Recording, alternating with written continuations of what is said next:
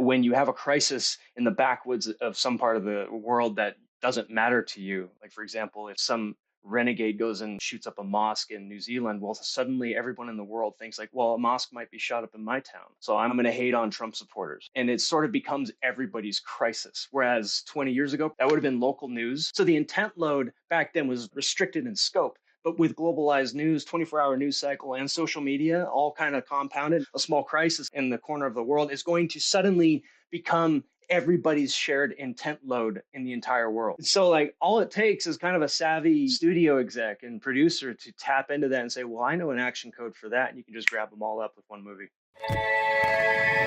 All right, everybody, what's going on? Welcome back to the Other Life podcast. I am Justin Murphy, and this week we're talking with Eric Jacobus. Eric is a very fascinating guy. He's basically a Girardian stuntman. He's a professional stuntman and motion designer, action designer for movies and video games. That's what he does professionally. But he also has a long-running independent intellectual project organized around what he calls the art of violence. It's basically a theory of violence and a theory of how we perceive violence. And it draws on René Girard. It draws on the anthropology of Eric Gans.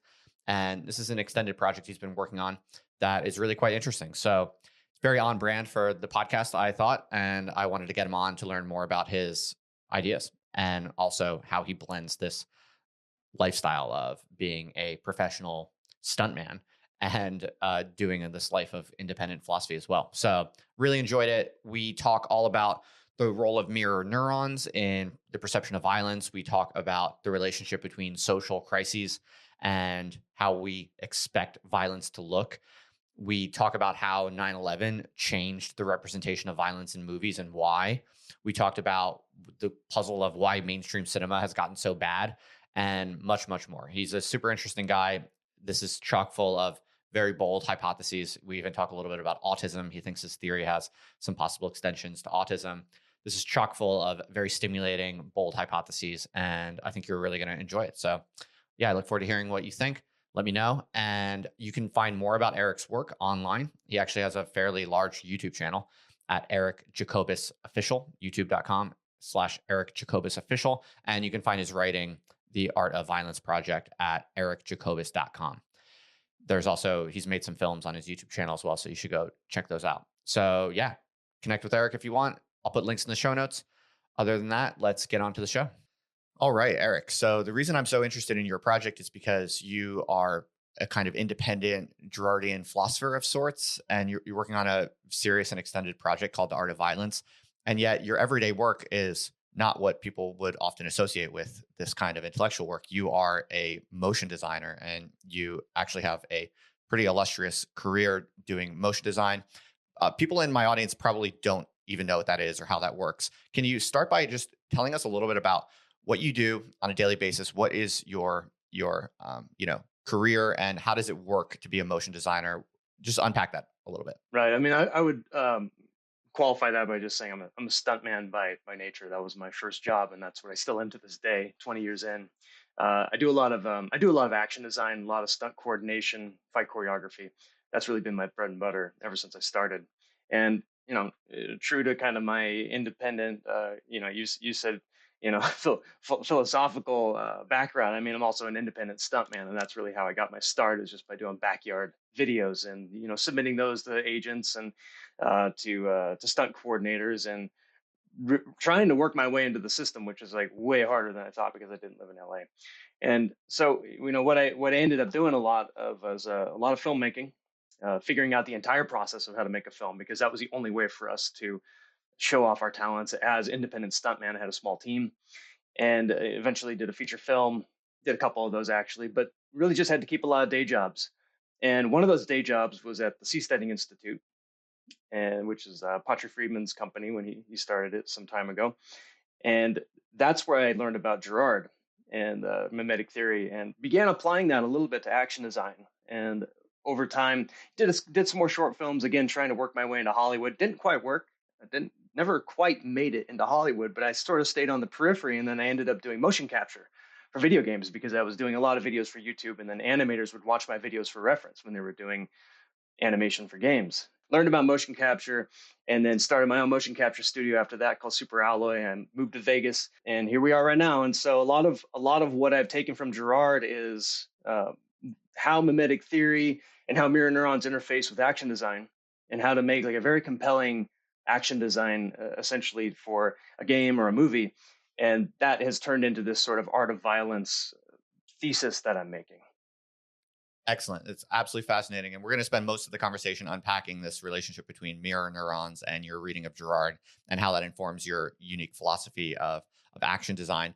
But before we do that, I just want to prod you a little bit more on, because I find it really fascinating how your business actually works. Like, what does your life look like? I think this is completely unclear to people who are not in this world. Like, you have a big warehouse basically, and you record like martial arts movements, and then you basically kind of sell those designs to filmmakers. Is that basically the business model? Or say a little bit more if you would. Yeah, it's much more B2B business, where a game or sometimes a movie will come to us and say, hey, we've got this idea for a game, combat system, whatever it is, franchise, and we would like you to make a very kind of compelling action motion capture list, essentially. And what they'll do is they will sometimes they come in with a very defined sort of style that they're looking for, and they'll give us a lot of reference, and then I'll just have to copy that and sort of figure out how to move with my body for that. And then yeah, after we have sort of figured out how the action is going to play out, what kind of moves are going to be in the game, how the character moves around, I put the motion capture suit on,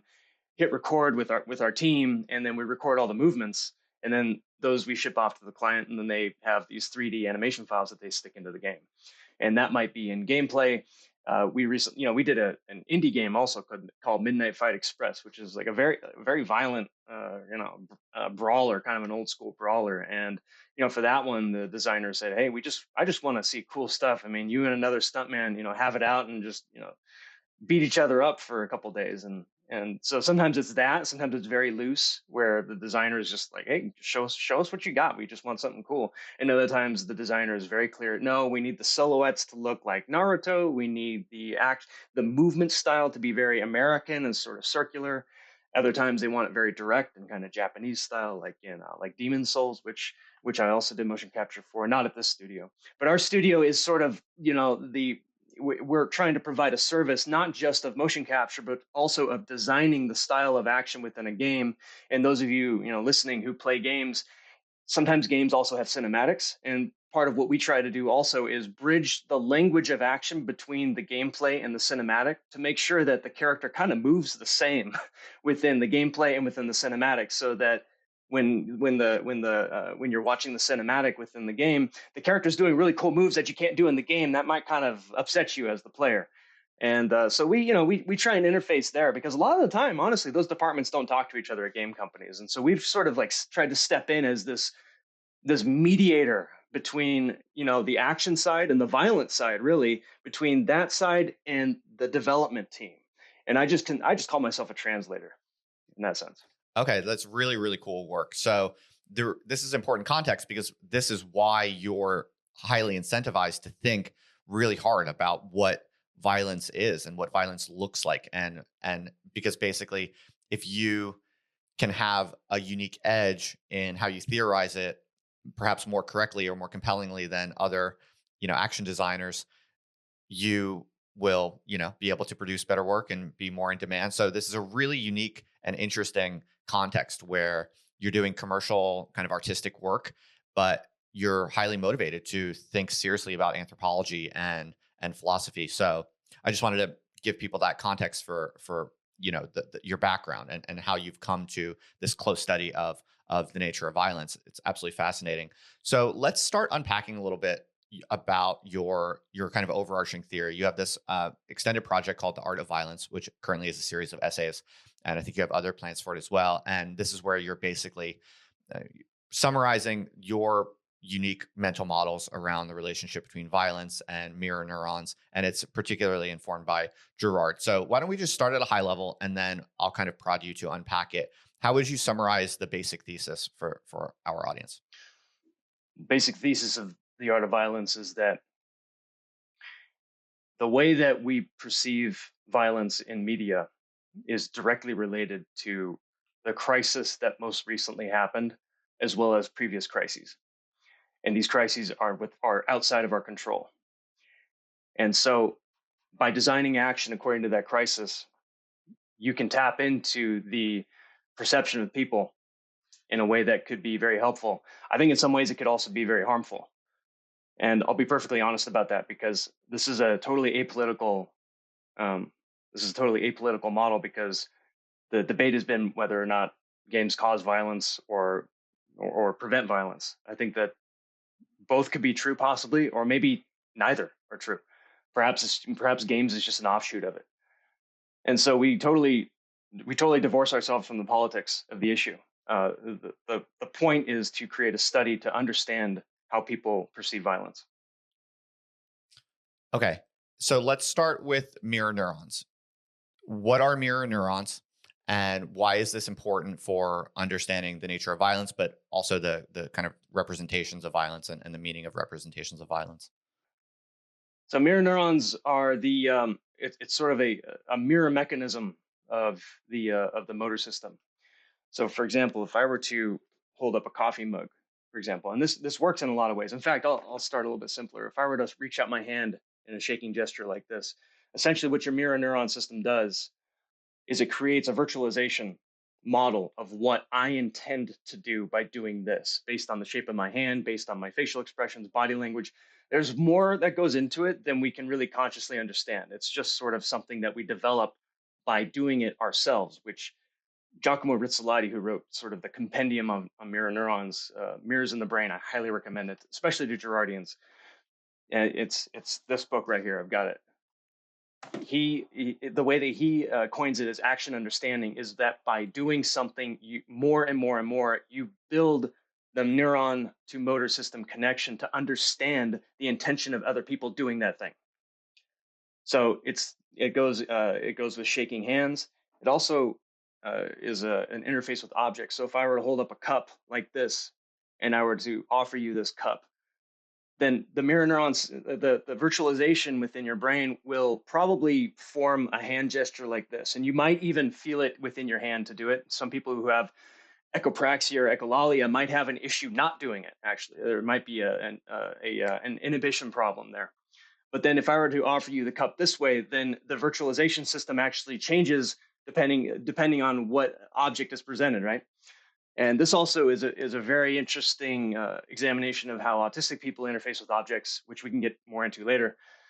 But essentially, this is not unique to humans also. And let me back up real quick. Girard was where I first heard about mirror neurons, and the way that he defined them is that it's basically the system which is how we mimic desire from people. And Rizzolatti sort of goes a layer deeper than that, which is that we are mimicking intention. Like we are downloading the intention of people by observing them, and our mirror neuron system creates a virtualization system that is going to try and predict what they're trying to do, and then that way we can sort of figure out what we're supposed to do in response. And this is also true on the animal level, and this is where Rizzolatti his study was accidental. Actually, his finding the mirror neurons was totally accidental. He was studying macaque monkeys, and he was just trying to figure out what neuron within the macaque monkey fired when the monkey picked up a banana. And what happened was that they found it and all this, and they're doing all these studies. And then the story goes, and who knows if it's really true, but I mean, this is the true effect of a mirror neuron system: is that somebody at the lab picked up a banana, and the same neuron fired in the monkey's brain, like the same beep clicked off. So they realized that there was a mirror function within monkeys. Did some more studies and basically found that a lot of animals, and perhaps all animals, have this sort of mirror function within their neuron system. Now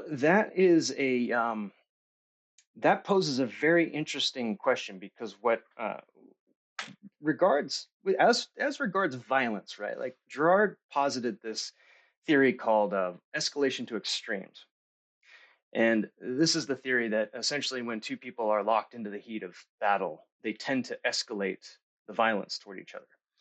And I never quite understood why that was. And as far as I know, as far as I've read, in Battling to the End, he never really gives a full scientific breakdown as to why this happens. And that is something that's very unique with people, and we can observe it, throughout history, is that when people start fighting, there's a tendency to just escalate. It'll do one of two things. It'll either escalate or de-escalate. There's really only two options, unless you're sparring, right? But then you have sort of outside mediators making sure that nothing escalates. But with animals, when two lions fight, they escalate to a point, but they don't kill each other. And it's very interesting. Same with monkeys for the most part. And the question is, why do animals do this and people don't? Excuse me. Why do animals not kill each other, but people do? Like, why do we murder? Why do we escalate to death? And why do we do it so quickly? And I think that the answer lies within the research of this fellow named Eric Gans, and he writes something called generative anthropology, and I highly recommend this as well for your listeners to research this because uh, in his originary hypothesis, he posits an origin of mankind as essentially beginning with the development of language and representational language.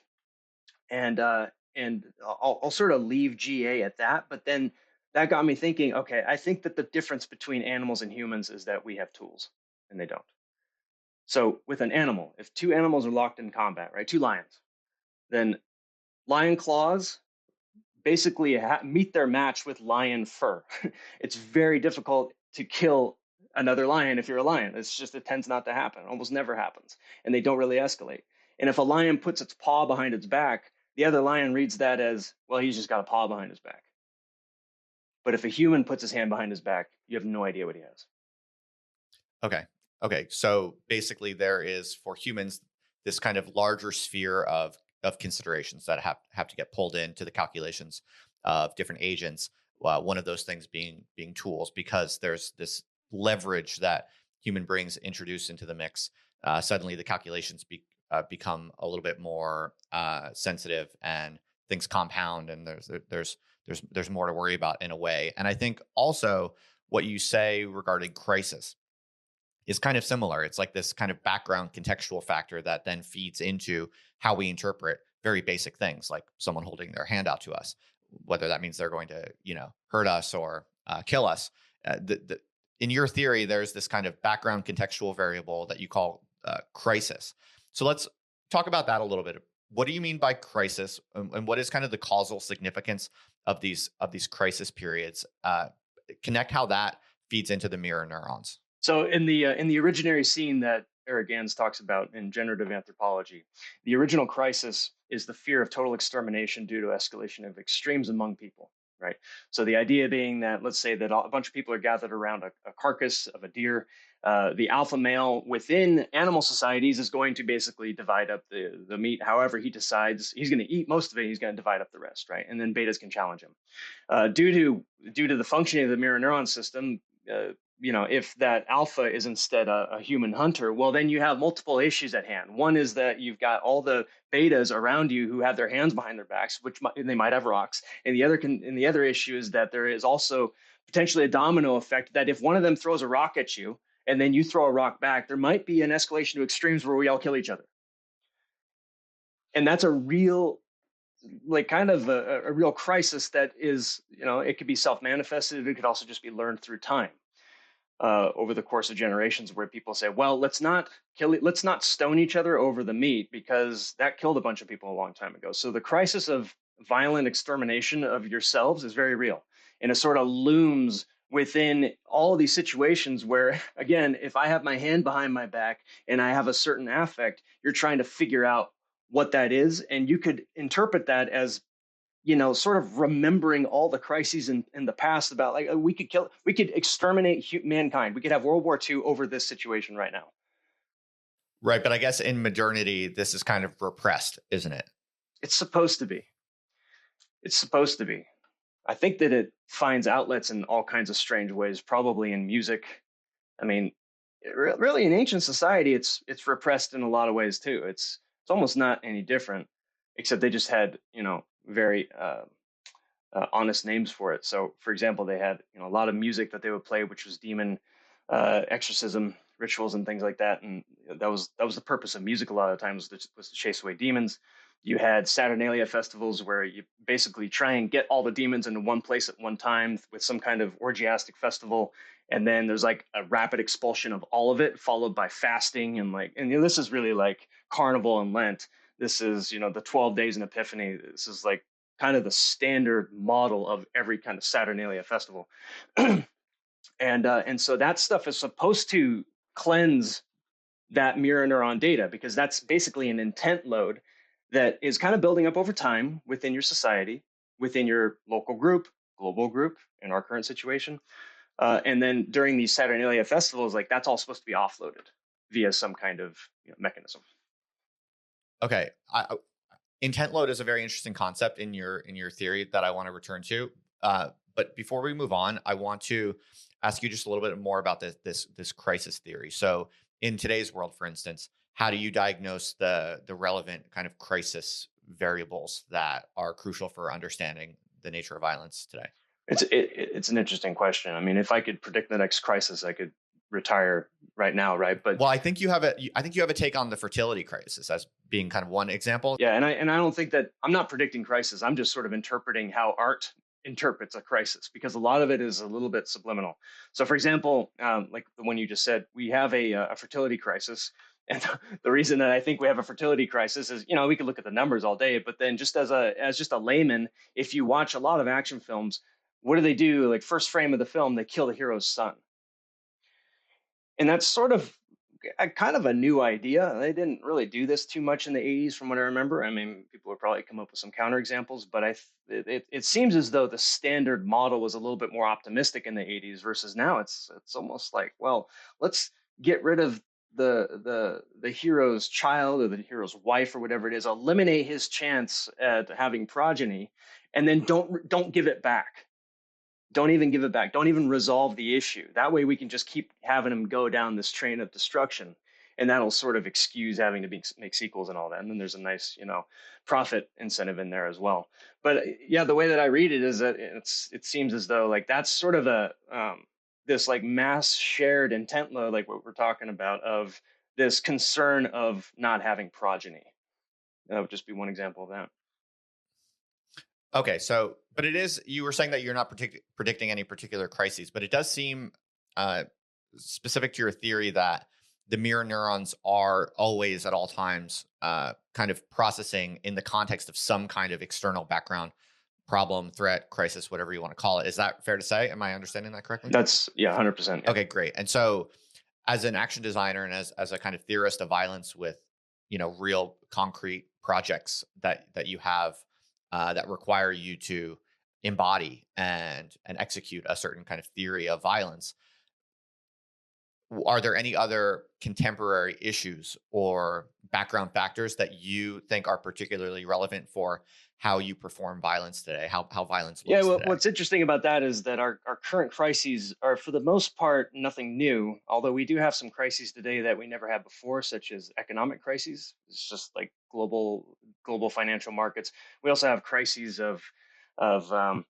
social media seems to be kind of a crisis as well, because it's this perceived crisis of not being able to speak. And but in the past, also there were crises that we no longer have, such as crisis of animal attacks. This is a very common issue where old ancient societies, they had the crocodile in the river that they had to propitiate in order to cross the river. It's like that's not really an issue when you start building a bridge. But before you build a bridge, the way that they're propitiating this crocodile is with a human sacrifice, for example, or maybe they'll maybe that crocodile will be insisted in some kind of myth about a dragon that you have to slay, and you save the girl, and then but maybe you can't save the girl until you build the bridge, right? So you build the bridge, and then you no longer have to make the human sacrifice. And so I think that a lot of those crises are gone. For better, I don't know. I'm not going to make not a normative statement as to whether that's good or not. But it seems as though technology is sort of mitigating some of those. But the current crises, yeah, you're talking about fertility collapse. You have a violent crisis that's constantly brewing globally.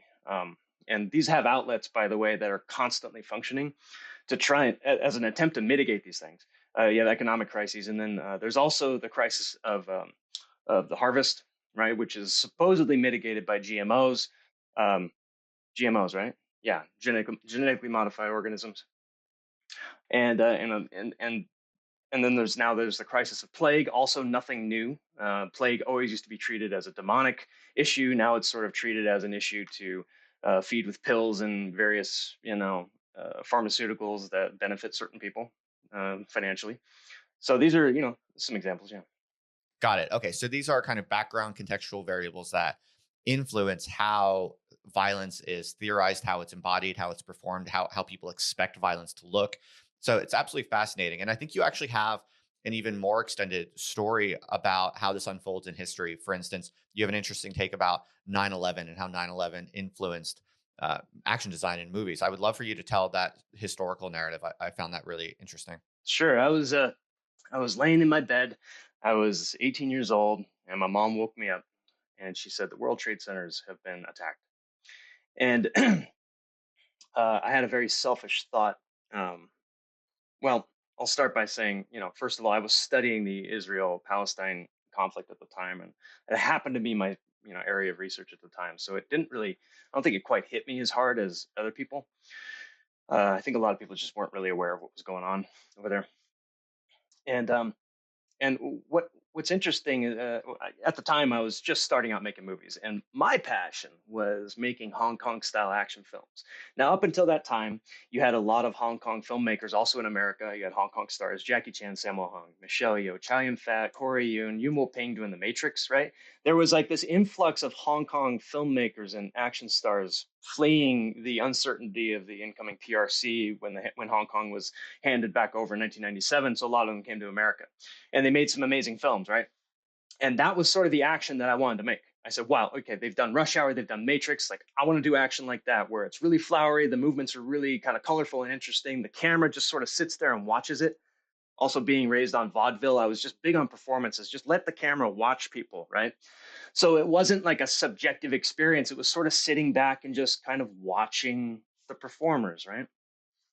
And I really liked that kind of action, and that's what I wanted to do. And that's what I was doing at the time when 9/11 happened. And then something happened within the business a year later. The Born Identity came out. And in the Born Identity, the action, I mean, the camera shakes like crazy. It's like this. And the action is very sort of subjective. It's almost as if you're supposed to feel the action rather than watch it. And as kind of a diehard Hong Kong martial art fan, I really hated this at the time, and I fought against it, fought it hard. But I couldn't help notice that like this is actually probably how people were perceiving violence after 9/11. Because realistically, up until 9/11, I mean, the action films up until 9/11 and the comedies were the cubicle movie, right? You had Office Space. The Matrix is a cubicle movie, by the way, right? It's all about how we have all this amazing technology. Fight Club also cubicle movie. We have all this amazing technology. We've globalized. We've got the internet, and it sucks because now we can't be men, right? That and also or women, right? With clock watchers, and and so like that was sort of the crisis leading up to that. And then once 9/11 happened, suddenly things just shifted into this kind of other sort of mode where no longer were we in this sort of high economy, we've got everything we want, but we're sort of trying to bring the animal out again, to suddenly like the animal's been released, how do we survive? And a lot of people really perceive 9/11 that way, because like who wasn't afraid to go fly on an airplane after 9/11, honestly? So a lot of people are sort of walking around with this PTSD of like anything could happen at any time. And I think that the reason the Born Identity movies and that kind of action, same with Taken, for example, I think that the reason that action really took off is because the average person loaded a lot of intent in their brains after 9/11, because suddenly there's this, again, it's the example of the hand behind the back. We don't know what's there. We don't know what's overseas. We don't know what's in that cave. We don't know what their intention is. We're trying to figure it out. We're kind of extrapolating out into this like obsessive future where we don't know if we're going to be extinct tomorrow. And that is what the average person is doing. And so that we are loading those intents into our mind. And then one way to sort of mitigate, or to, I guess, resolve those is through some kind of action like Born Identity, where it's sort of confirmed for you that, yeah, that is true. You don't know what's happening. And here's a character that's going to sort of get you through that. And the point is not for you to watch the violence. He's doing it for you, but it's to sort of feel your way through the violence. And then you come out and you're like, whoa, what was that? Okay, there was a fight, and you're sort of like reinterpreting it, right? And I think, yeah, and over time, I sort of like came to terms with the fact that like maybe I should change my action design style, right? uh, Well, that's interesting that you're kind of updating you're updating based on reality and based on your model of what violence is to people. So this would probably be a good moment to unpack this concept of intent loads. Where is this concept coming from? Where did you draw this from? What's the background there? And maybe if you could just unpack it technically, so we can make better sense out of what you're saying. Yeah, I mean, a perfect example again. It's like, okay, so if I come up to you on the street and I have a certain affect about me, I'm kind of walking with my, my head is forward. I have this certain affect about me, and I have my hand behind my back. The intent that you sort of automatically might load into your head, and again, it also depends on your personality and what you've done, right? You might load the intent that I have a knife behind my back, right? Which might be true. Okay, so intent load is basically a subjective kind of accumulation of expectation about what the people around you are doing, basically. Right. It's the virtualization system kind of like kicking into gear and like trying to figure out what the hell's going to happen based on what somebody's doing. And it sounds like you kind of think that intent loads can accumulate over very long periods of time. It's not just like an immediate sensory thing. It's like, if we're attacked by, Islamic terrorists in some kind of big high profile attack, then we can live for months and months with kind of this expectation that any plane we see in the sky might be crashing into something. Is that how you see it? Yeah, and I think I think that model sort of exists forever. So even after the crisis is seemingly over, I mean, you can look back in time at post World War II films, which like you look at the French New Wave and Breathless with Jean Paul Belmondo, who just died. And you see kind of a filmmaking style that's like very sort of reactive to the recent crisis, and that style of filmmaking lasted for decades after World War II. I mean, arguably, it still happens in art film to this day. It's a little bit, I don't know, it's a little bit niche, I guess you could say. But these crises, they kind of stick around for a long time. Now they're not front and center, and that's not what's going to sell the most tickets, right? And that's also not to say that there can't be two different crises that are sort of like you could have a very successful Avengers film that is you're kind of like typical kind of Greek style heroic worship film. On the one hand, you can have that, and then you could also have something like Taken and The Raid also being very successful at the same time, because those two crises can coexist by all means. The fertility crisis can coexist, and then some crises like concern about cities burning down, for example, like maybe I don't know, that might last for a long time too. Okay, fascinating. That helps us understand a little better the larger theory you're building here. So this is a bit of an aside, but I think this is a fun question. What do you make of the rise of the all these female superheroes? And it seems like a common norm in movies nowadays that like Scarlett Johansson can like kick the shit out of any bigger guy. What's going on there? Do you have a read on that? Yeah, I mean that might be also fertility crisis, because as you look at the female action stars of the '80s, and their main motivator was progeny. Like, that was the main thing, right? With Ripley, at least in Aliens, she was protecting the girl. Sarah Connor was protecting her son. I mean, these are classic, iconic heroes because their motivations were very real. But I think perhaps a fertility crisis, and also the I mean, let's be fair, men are like not exactly willing to kind of settle down and have kids either. So this might also be like a very legitimate response by women and say like, okay, well, if you're not going to be the man, I will, and I'm going to kick your ass for it, right? Like, maybe a lot of guys have it coming as a result. Interesting. What do you think about John Wick? I think that movie gets some credit for supposedly being like particularly realistic. Or do you have a read on that? Just curious. Yeah, I think John Wick. I think that so I call these things action codes, right? Like the sort of you're targeting the crisis and sort of figuring out what the whole aesthetic is supposed to look and feel like. So that I call that the action code, and that's what we're always trying to find with a client. So if I were to like reverse engineer the action code of John Wick, which was made by Chad Stahelski, who's a stunt guy, he was working with veterans for years up until then. And I actually at the studio, I was there at the studio when they were sort of getting this stuff ready, doing a previs on Die Hard 5, I think it was. And one of the guys there showed me a video of a Marine doing a combination of gun stuff, very tactical shooting, and Hapkido, which is Korean Aikido. And I looked at and he said, "Bro, this is the future." And I said, "This is crap. What is this?" And then sure enough, John Wick just like destroys the entire action cinema a couple years later. So, on the one hand, you have kind of an influx of veterans coming in and lending a lot of intelligence to the action design process, which I think the average person is sort of like savvy to after watching the news. Because at a certain point, like you see enough soldiers on the news, you start to wonder why your action heroes aren't shooting like the soldiers. Not to say that you can't have an aesthetic where it's very exaggerated, but what they were tapping into is like, well, let's do something that's realistic because we're constantly inundated by this stuff in the news. And at the same time, the thing about John Wick that was so different is that it was like a one shot kill kind of movie where, man, it's dangerous. It's dangerous out there, and I call it hard mode.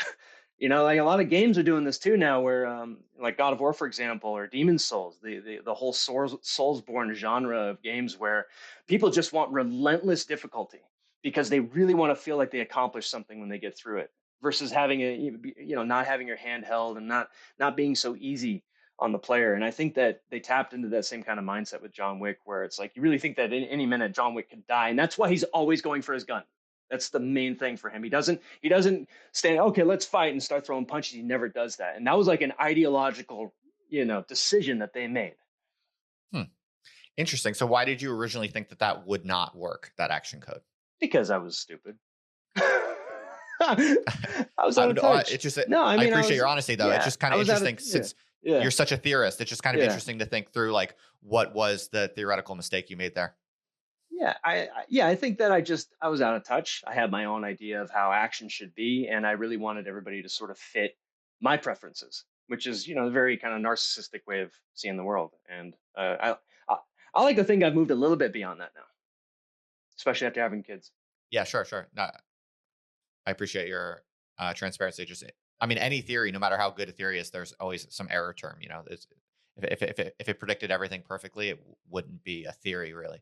So fascinating. So, I mean, while we're on the topic of just movie stuff, since you're so kind of thoughtful about this, I have a few, maybe one or two other kind of fun random questions. I mean, what I've always wondered a little bit about the prevalence of graphic violence today. I don't even know that this is necessarily true, but it seems to me, you can correct me if I'm wrong, that moments of like ridiculously graphic violence seem more prevalent nowadays in movies that aren't even necessarily, they're not horror movies. They're not like branded as gory, bloody films. You can be watching like a fairly random like HBO TV series or a fairly random like R-rated movie, and there it's not unheard of for there to be in the middle of the movie, all of a sudden you watch someone's head get blown off and you see blood explode out of a head. And I find, I mean, I might just be a sissy or something like this, but I hate seeing that.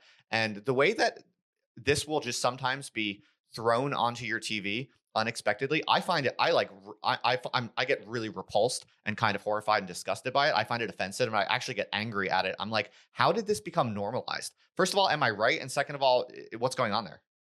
Yeah, you're not alone, that's for sure. And you know what I think it is too. It's not just the aesthetic of the head being ripped off, because in the 80s, I mean, that was like one of the heydays of VFX, special effects. People like John Carpenter sort of perfecting how gore Cronenberg. I mean, like the body horror genre that he almost created himself is just it's nasty to look at, but it's still watchable because it's not vicious. But there's this kind of like middle school level anger with this violence that it's like the villain doesn't even have a chance to give his piece before his head blows up. And this might be social media doing this, because social media for everybody is a crisis. I mean, like, I don't know who is not in a crisis mode on social media. Like, it sucks. I mean, I will say straight up, like, a lot of the depression and anxiousness and anxiety and the envy that I used to feel just came from that. That's why I shut it all down, because it's like, you don't need this. And a lot of the hatred of people you disagree with is just endemic on social media. It's almost like you don't know how to think any other way at a certain point. And I think this is just escalation to extremes and intent loading of your audience, which is like, well, we don't know when a crisis is going to break out, so let's just kill them proverbially before they can do anything. And maybe this works its way into these, you have production meetings where producers will come in and, okay, we're doing the new such and such movie. We've got a villain. We've got this hero. Um, Here's the villain. The villain embodies something that we hate. Oh, well, fine, let's kill him. Let's just kill him. And it's like it's reactive and it's visceral and I'm with you, man, because I don't like that. I like it when a villain has some kind of substance and you really like the guy. It's like I think that the golden rule of heroes and villains in filmmaking is that the villain is who you want to be, but the hero is who you need to be. And I think anything short of that, you don't really have the hero's journey, so to speak. Right? You're not really gonna convince the audience that the hero overcame this stuff. I'm not quite sure that these are very cathartic movies, and we can get into catharsis and what that means. But it's scratching someone's itch. I know it makes a lot of money for producers, but perhaps the subscription model is sort of shielding them from actually having to make better stuff at this point because I don't know anybody who likes that stuff. I really don't. Interesting. Interesting.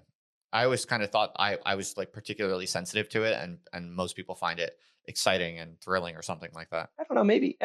Maybe I'm out of touch with people who just hate their opponents now because I'm not on social media. Maybe that makes me out of touch now. Maybe there's a lot of people out there who just like that. But I think that perhaps that's junk food, right? Right, right. Where perhaps I don't know if these people would complain if you gave the hero some real weight and had him say, "Oh, hold on, let me tell you my side of things. You may disagree with me, but I'm a human," and then you kill him because you create some device, which is, yeah, I think that the '80s did this very well, and the '70s too. I mean, oh my gosh, '70s is like the decade of the villain, and like that's and so like making a substantive. I don't know. I can't imagine somebody complaining about that. So I just don't think there's a good feedback loop going on right now. Well, I think you might be onto something because it does seem like cinema as an art form and as an industry, it really does seem like it's going into this weird kind of like terminal dead end. I mean, the fact that pretty much every movie nowadays is a sequel, and within some kind of like larger, like branded universe, and I think there's just a fairly widespread acknowledgement that like something is fundamentally broken about the production of new movies. Like and of course they're almost all overwhelmingly filled up with like just the cruddiest kind of like political correctness and like kind of like feel good kind of weird like feel good ideologies. Um and And it goes the other way too. I mean, I like when you look at some conservative movies too, like they're just as cringeworthy because they're so reactive and they're so victimary now. I mean, it's like it's kind of embarrassing a lot of the time. I would think for these guys. right. And then the few kind of more artful movies that are, branded as more sophisticated, but do still make it into kind of the mainstream limelight. The more artsy, sophisticated ones, those ones are this kind of they're almost all of a similar type in that it's like somewhat philosophical, but incredibly depressing and nihilistic. It's like this is what passes today for like sophistication in cinema. And so, yeah, I'm curious if you have like a larger read on just this terrible state that cinema is in today. What was the question? Well, just I mean, it just seems like Yeah, okay, if you compare cinema to other yeah, industries, right? Like, yeah. you can make a case maybe that mainstream music and like radio hits have become cheesier and cheesier or something like that. But in music, there's still like a non-trivial supply of really interesting, niche, diverse, create like really creative stuff that is interesting. Whereas in cinema, it seems like the whole thing is really going down the tubes. It's like no good No, I movies got you. Yeah, are getting made yeah, in some sense. yeah. And you know, the other day, it was about a month ago, I found myself binging these like really kind of low rent YouTube videos where people just go out in their backyard and shoot stuff. I don't know what it is, man. Like people shooting handguns at water balloons and cans of nacho cheese and blowing up watermelons. And I was binging this stuff, and I'm like, what am I doing? What am I doing? And it hit me that like this is sort of the new sitcom, and this is the new comedy because there is no comedy anymore. Like there is no comedy that I can find. It's all very cringy and sort of what would you say? It's all very snide comedy now. Like no, there's no vulnerable comedy. But then these guys go out in their backyard shooting watermelons, and the gun, the gun misfires, and it's funny, and it's like, wow, there's some real vulnerability and character here. And so and then I think that the reason YouTube is excelling in that market of actually making a lot of quality stuff, because like I haven't watched movies in a long time, but I do watch a lot of YouTube videos. I subscribe to my entertaining YouTube videos, and because there's a feedback system, and that feedback system is very honest. And people have said in the past, don't read the comments. I always say, read the comments on YouTube. I always read the comments because Interesting. You know, yeah, in my initial framing of the question, I probably should have distinguished between things like Netflix yeah, and more yeah, the cinemas that you actually go to. I think because yeah, I think that's what I was actually thinking of right, more right, specifically. Like because I love going to the cinema, and my yeah, wife and I are always looking at the sure, listings, sure, and it's like very rare that we yeah, find something we want to go yeah, see. yeah, Whereas 10 years ago, yeah, I was going, or probably actually, I forget how old I am. More like 15 years ago, yeah, I used to go. There was like yeah, good stuff that I of wanted course, to go watch yeah, way more often, yeah, and so that was specifically I guess Netflix does make some good stuff. I guess their model is they just fund like a thousand movies, yeah, 900 of them are like utter shit, yeah, and then like a yeah, few of them are like pretty good. yeah, yeah, yeah. You bring up an interesting point, which is, when you're at a cinema, if we were to transport ourselves back 20 years ago, when cinemas were standard, there was a big difference between a movie and TV. It was a huge difference. Like it was fundamentally different medium. You go to the cinema to watch Terminator 2. It's an experience. And then you go and you sit and watch TV to watch your sitcom. It's Terminator 2, they know you're in the cinema. They know you've bought a ticket. They know that you're stuck there for 2 hours and 15 minutes. So they can sort of test you. They can sort of like make you uncomfortable a little bit. They can make you work for this. They make you sort of think harder. You have to remember a lot more. You're talking to people about your girlfriend at the time. You're going, okay, who's this guy again? Oh yeah, okay, I got you. Oh, now I get it. Right? It's like a puzzle. It's like an escape room. That is what the cinema was. And you see it in the framing too, because in cinema, they bring the camera back. Like you can see full body shots of people talking, and people are just standing there, wide shot, talking, two people talking on camera. There's a lot of it, right? But then on TV, what do? They bring the camera in close to the face. Now, why is that? And I found out the answer when I was at Comic Con. I used to show my videos at Comic Con at a booth. And what I was trying to do for years, I had a booth there. It costs a lot of money to do a booth at Comic Con. It's $3,500 back then for a 10 by 10.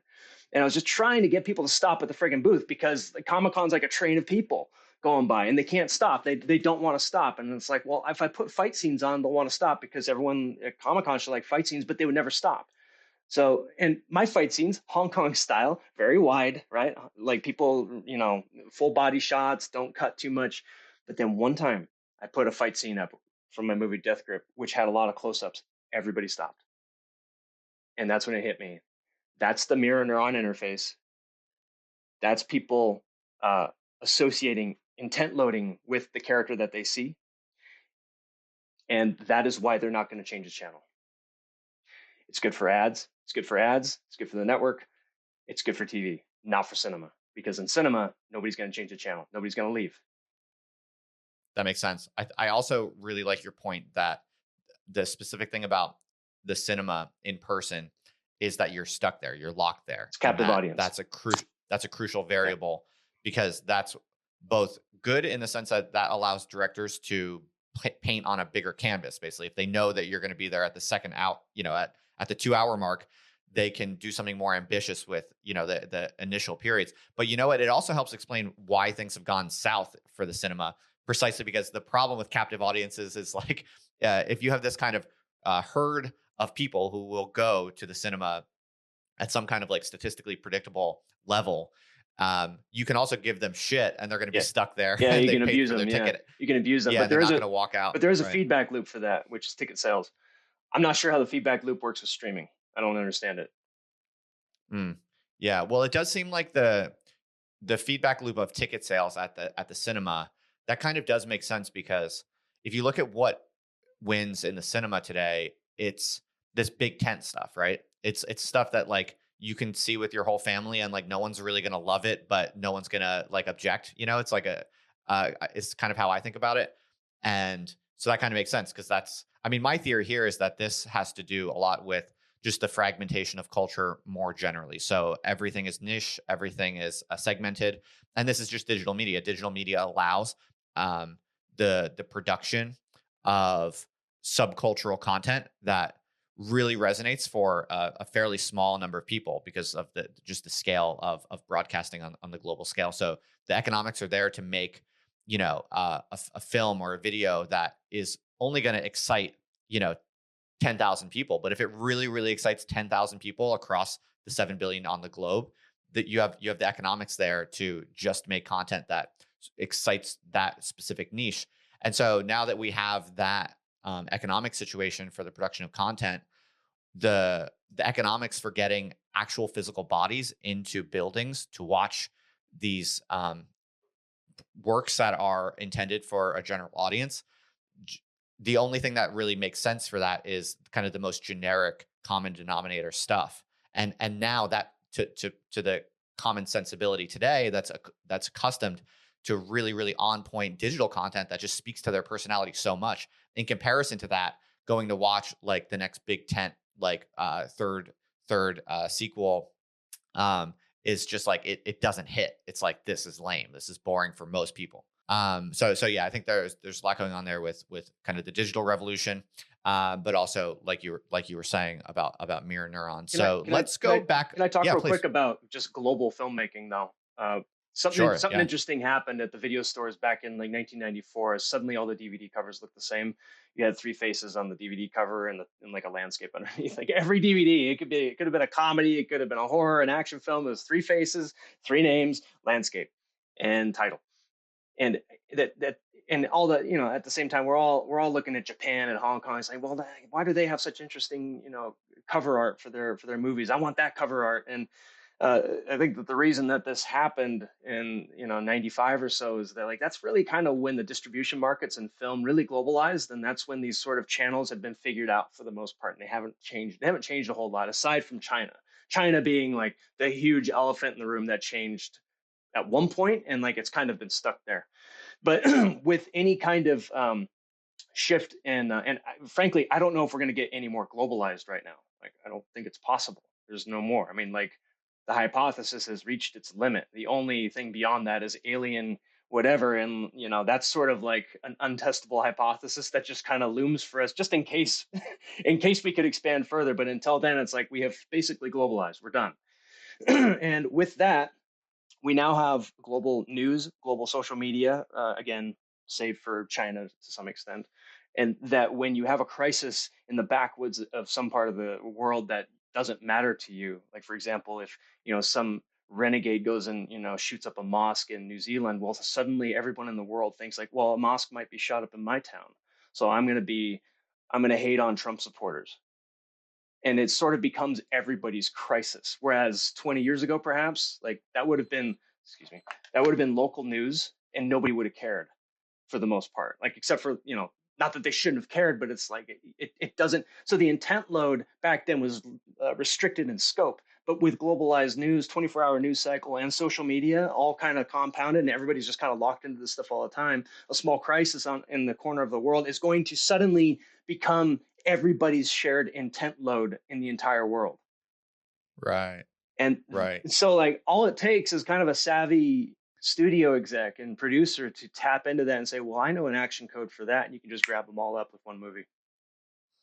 Okay, yeah, that's fascinating. I think that makes a lot of sense, and that's kind of what you were talking about with the Born Identity kind of ushering in this style. Because my sense is that really spread, right? For I mean, it seems like the how would you characterize the dominant action code, the dominant mainstream action code? It feels similar. It's like lots of high cut, lots of fast cuts. It's kind of chaotic. It's hard to watch. It's actually like you can't watch it. It's like you described it very well before, like in most action scenes in most movies. Yeah, my sense is you it's kind of like dizzying. You're just kind of like thrown in the mix, but you're actually not really seeing what they're doing. Yeah, I mean, I think that that's exactly what it is. It's sort of this, cameras on the back of a wild hog, and you just kind of like are trying to figure out what's going on. And that's how we all felt, a lot of us felt the day after 9/11. And games like Grand Theft Auto 3 also coming right after 9/11, like a month after 9/11. I don't even think Grand Theft Auto 3 knew, and like they couldn't have predicted this at all because it came out a month after 9/11. And Grand Theft Auto 3, with its insanity, which is sort of like in tune with all that, that just took off. And for the next, what, 2 or 3 years, Grand Theft Auto games were at the top of the world charts. And the years before that, was like Pokemon was number one. Right. And this is Right. again, this is a Okay. global phenomenon. Right. Right. So, okay, this is fascinating. So, we've added a lot of elements here that with digital media, things are at once more fragmented, more niche, but also, like you're pointing out, what happens in one part of the globe can suddenly become the reference point for a large number of people. Right. And that Probably an example of exactly, yeah. this, yeah, like another example of this would be like mass shooters, Yeah, sure. probably, Exactly. which but like is a serious problem. But it is almost as if when there's like a killer in some like random part of the Yeah, country, Kenya. Yeah. it's as if it happened in Yeah. everyone's hometown Exactly. now. Exactly. Whereas that it wasn't like that Yeah. before. That's an artifact of digital media. Exactly. And then we were talking about digital media. The consumption experience is different. It's more on a continuum with social media. Like you're scrolling through Instagram, and when you get bored of that, you scroll through YouTube. But when you get bored of that, you turn on Netflix, and you're kind of scrolling through. You literally scroll through all the options, the thousands and thousands of right. And so, Yeah. I don't um, have it, but and I used to. oh, okay, Yeah. interesting, yeah. No, but okay, so this is very fascinating. So we've kind of introduced these variables related to kind of the contemporary digital moment.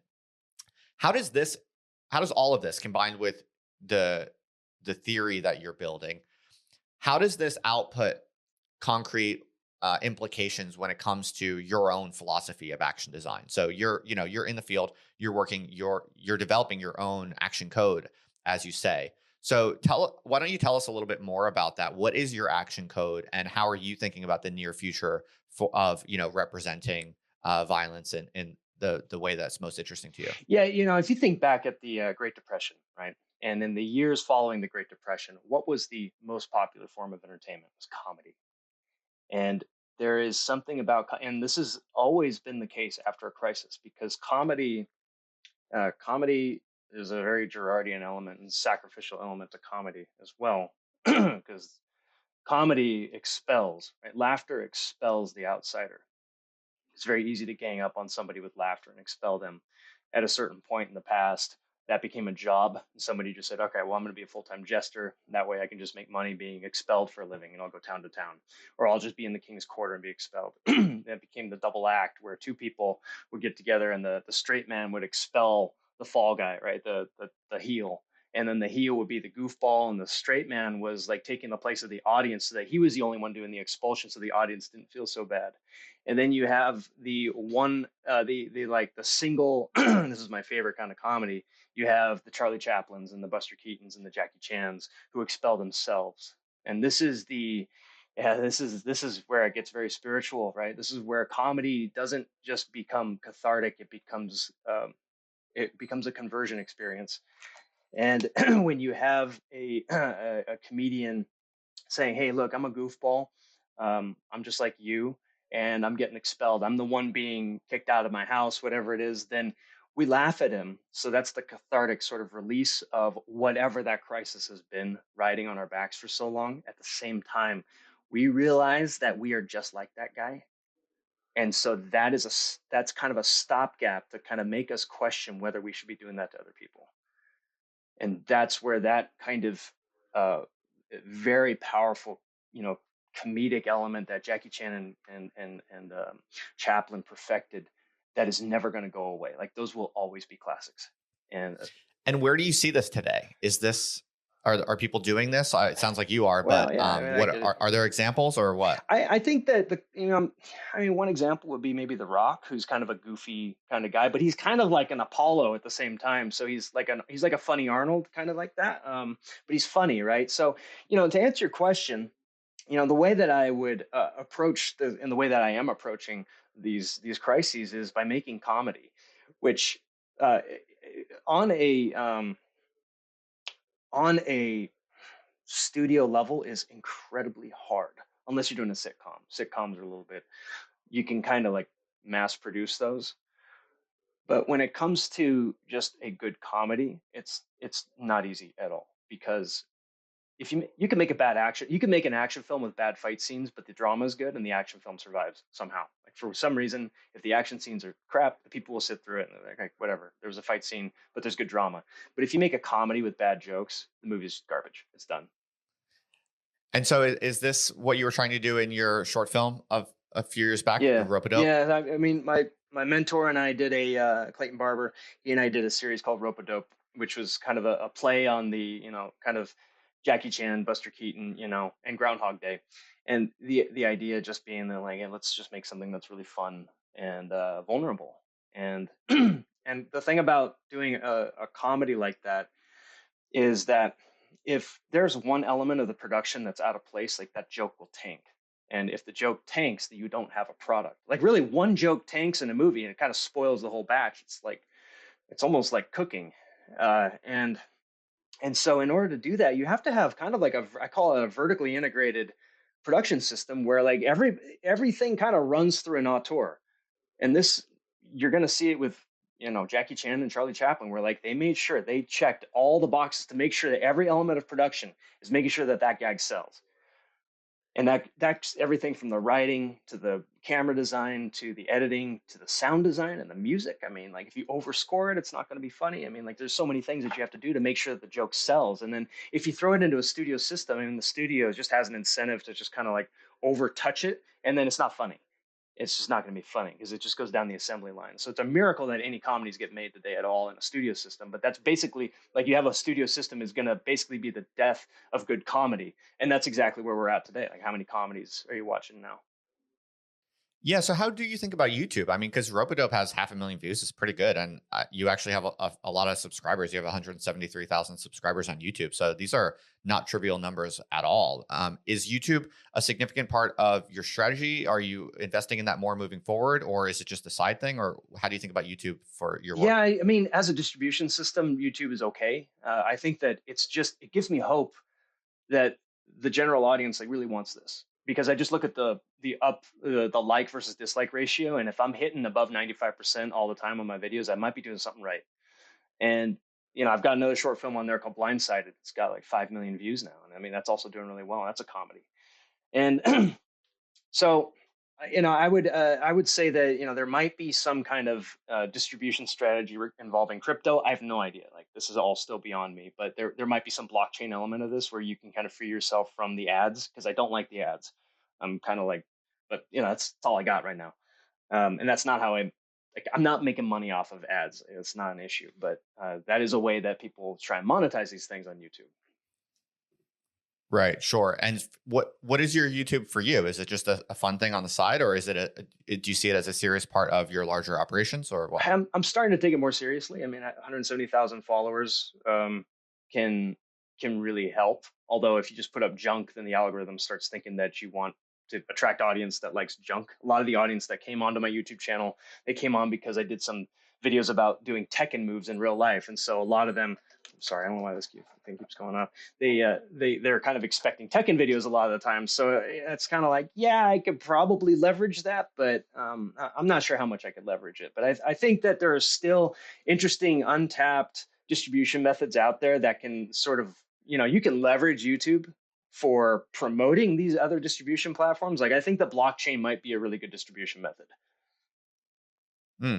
How do you? That's interesting. Let's talk about that then. How do you? If you had to guess, like what kind of models do you see as being most likely? It could be. I mean, I have no idea how fundraising with blockchain would work. Potentially, that's an option.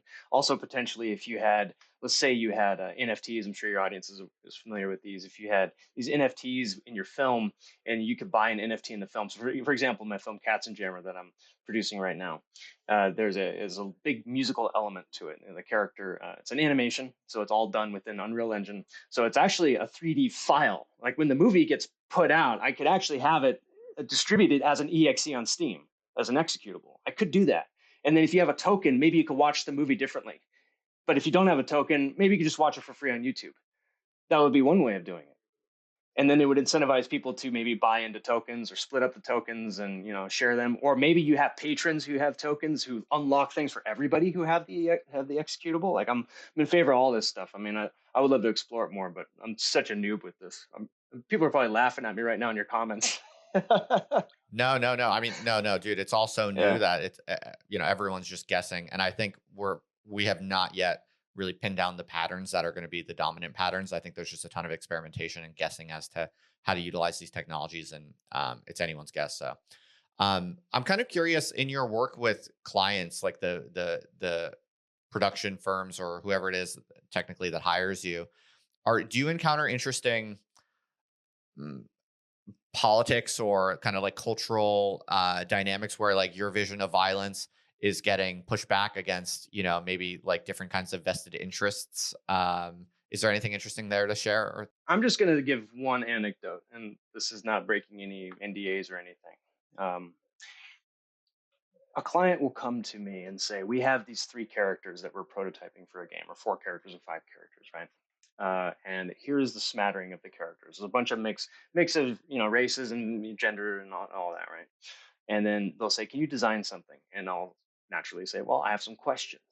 First of all, I need a hierarchy of their weapons, right? So if you're going to play Doom, old school Doom, and you give me the hierarchy of the weapons, shotgun, pistol, knife, you know exactly what the hierarchy is of those weapons. You know exactly which one is good for what situation, right? And that makes it very user friendly and very easy to design action for these things, because once you have these rules in place, like it's like connect 4 of the pieces just fall in. It's really easy.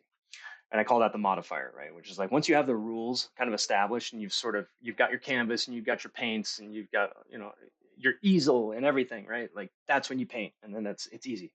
And they can usually do that. And then I'll ask them, this is the question that always gets them, like, okay, you've got your 5 characters, who's the strongest? And they don't know. They like never know. Interesting. So that's something, game designers out there, I know that there's a lot of people on both sides, right? A lot of people are just reactive right now, and they're making art as a reactive medium, right? A lot of people are making very strong women that just kill men, and a lot of people on the other side are just making like angry games about men doing bad things too, right? It's happening on both sides. Again, I'm not political about this. Both sides, please try and look at the reality of these characters a little bit, right? Like really, question like who is this person, and if they're really stronger than everybody, okay, great. So they're the strongest. Who's the most agile? Who's the smartest? Oh, that person's also the most agile and also the smartest. Well, why don't you just make a game about that character, right? And this has ended meetings 100%. Because it should be a simple question. Like you could list out the Greek gods and kind of figure all this out. You could list out Terminator villains. You could list out all this like great, cinema, great games. You list out, yeah, here's the strongest, here's the weakest. But then if you can't do that, here's the smartest. But like if you're making your game with a bunch of characters and you can't do that thing, then well, I don't know what to do. I can't just make movement. Yeah, that's fascinating. That's fascinating.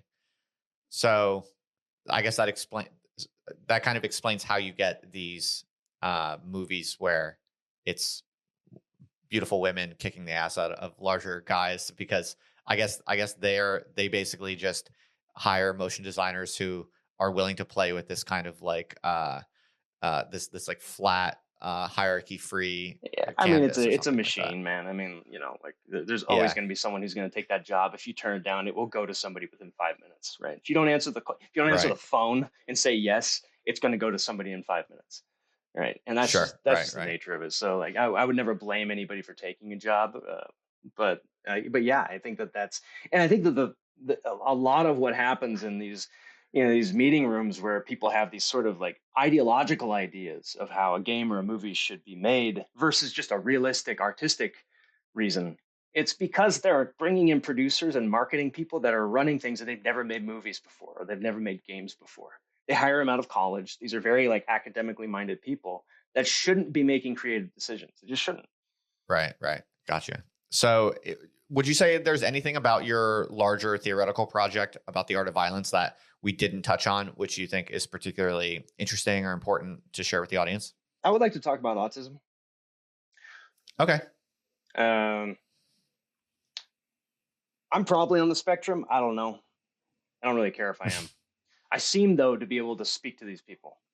So when I've talked about this in the past, I've heard, feedback from people who are on the spectrum. They say, "Dude, you said exactly what I'm talking about." So uh, there is an element of the mirror neuron system, which is this propensity, this almost like it's a tendency to mimic, right? So going back to action understanding and intent load, the way that you learn how to do something, the way that you learn how to fight is by punching. You learn how to fight by punching. So Muhammad Ali can see a punch coming a mile away because he's punched hundreds of thousands of times. He's punched a million times. So he knows every single body movement that goes into that punch. It's not academic. It's action understanding. It's totally different, right? So you can't just watch YouTube videos and learn how to see a punch coming. You have to do it. And after doing it, it kind of builds that wiring, right?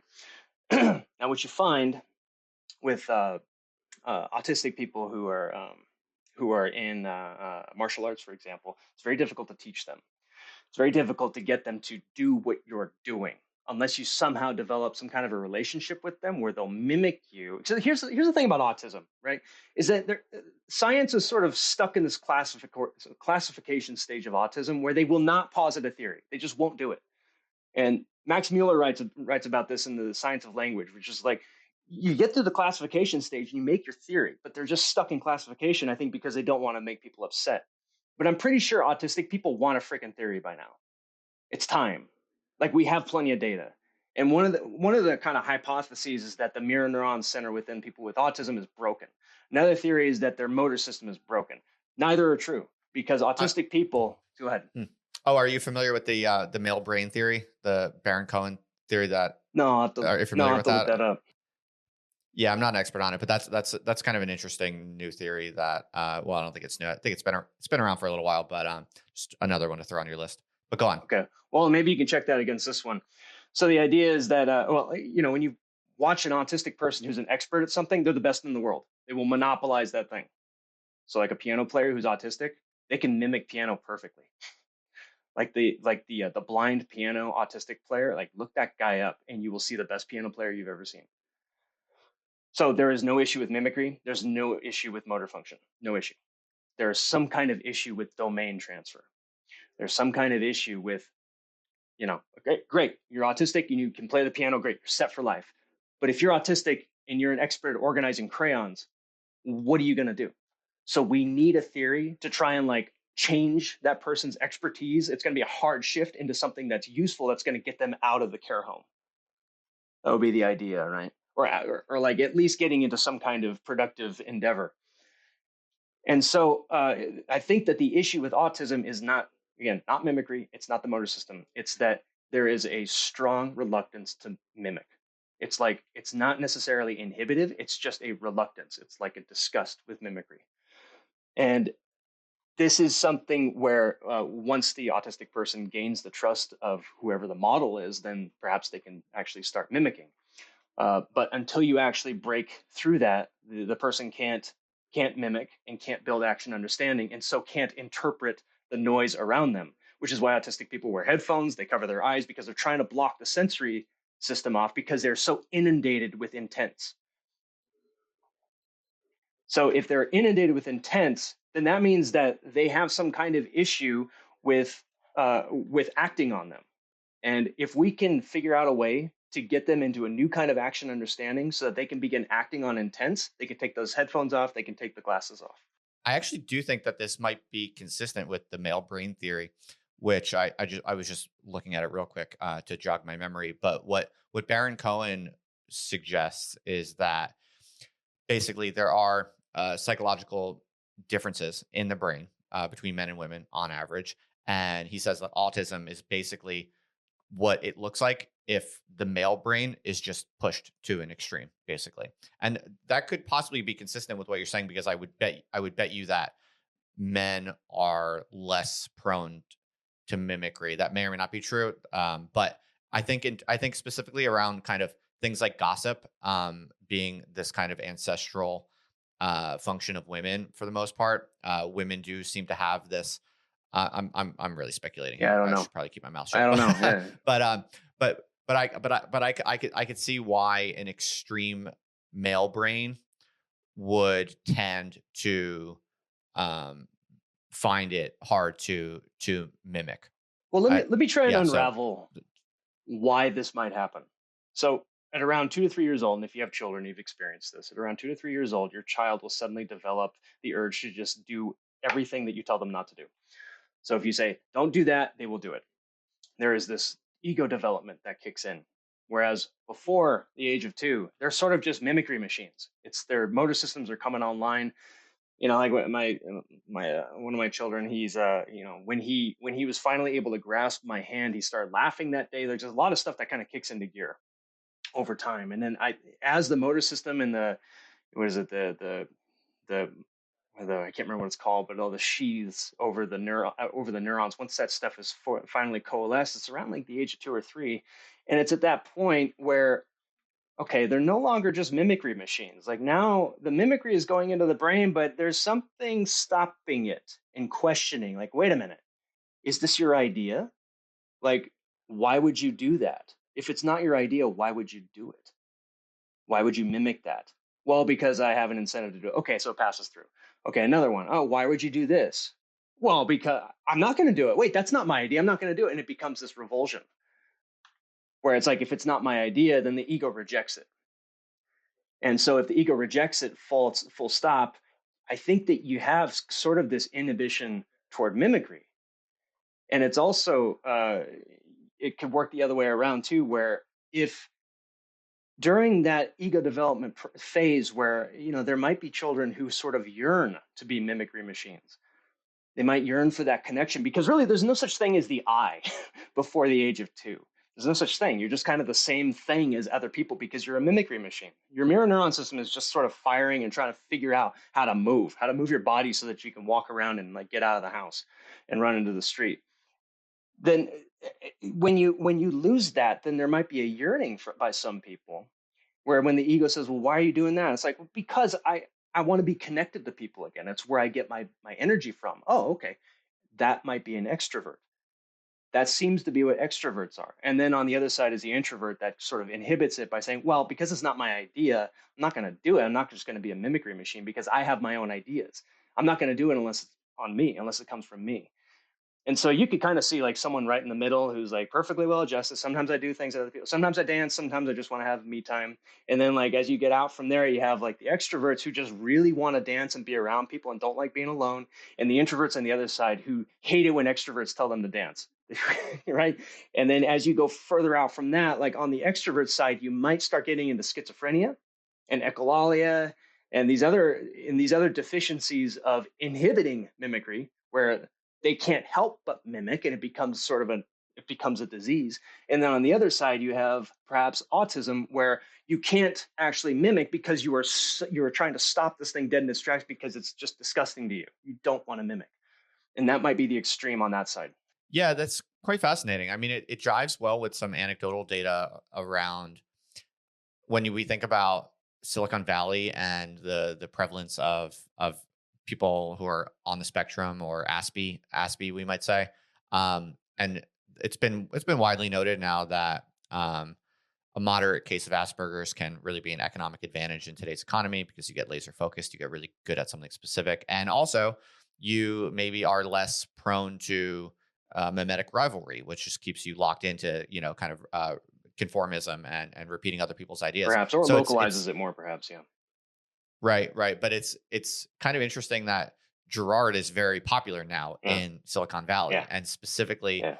among people who think of themselves as contrarians and Right. are really interested in trying to escape Yeah. conformity and mimetic Yeah. rivalries. It's kind of interesting that that is an idea and a body of work that is of particular interest in a Yeah. social context Yeah. where we also know Asperger's kind of predominates and is an advantage Yeah. in that situation. Yeah. So I agree yeah, with you. this kind of I agree with speaks you. to your theory I agree with somewhat. you. And I think also, you look at gregariousness among cattle, for example, right? Like, because it's possible too to have sort of an Aspergery animal sort of lead the pack and sort of venture out and do things that are not in the norm, right? And it's actually very difficult, from what I understand, to find that cow to do that. And then when one does finally move forward, like that's the one that they start following. Farmers, feel free to check me in the comments on that one. And so similarly, in ancient society, who knows why we have seemingly so many people who are on the spectrum now. It's really hard to know. I mean, people will probably posit various hormone theories and GMO theories and all that, but perhaps it's just simply that we need them more than we used to, because in a tribal society you have such a close coalescence of people that perhaps you only need one person with who's aspie to be able to sort of read the signs and figure out the patterns to sort of like make the code that's going to make the war dance, for example, that's going to like filter out all of the whatever intent load that they're dealing with because of the neighboring cannibal tribe, for example. And these people seem to have been shaman, perhaps. It's very possible that these were the shaman. I could be wrong. Maybe the shaman were the much more like gregarious, um, extroverts or schizos. But my guess is that they were more on the Asperger side, and that they played a very important function in like figuring out the code of the tribe to figure out like the war dance, animal dances and all this, because like that's gonna help you sort of like channel all that resentment and intent load of the tribe so that you don't kill each other. Fascinating. Fascinating. Well, Eric, this was awesome. We covered a ton of ground. This is really, really rich, concentrated conversation with just a lot of stimulating ideas and hypotheses and insights. So I just want to basically thank you for coming on. Yeah, I thank really you, Justin. enjoyed this, and I'm going to send everyone watching and listening to your work online. People should definitely go check out your theoretical work, organized under this title of The Art of Violence. I'll put a link in the show notes. And yeah, people should also check out your YouTube channel. It's great stuff on there. So I'll put a link on there as well. And people can look out for your next film coming up, which you alluded to before. It's called Cats and Jammer. Is that right? I think it's kind of still stealthy. There's nothing to send people to yet, but people can be on the lookout for that. Thanks, Justin. All Love right, the Eric. podcast, man. Thank I've you been very listening much. for a while. I appreciate it. Oh, I appreciate that. That means a lot to me, man. Thank you.